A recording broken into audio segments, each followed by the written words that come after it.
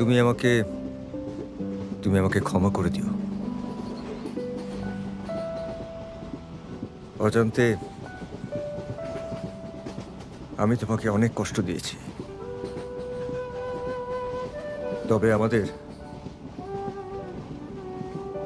দুজনের নিজেদের বদলানোর দরকার ছিল, আর একটু সময় দেওয়ার দরকার ছিল।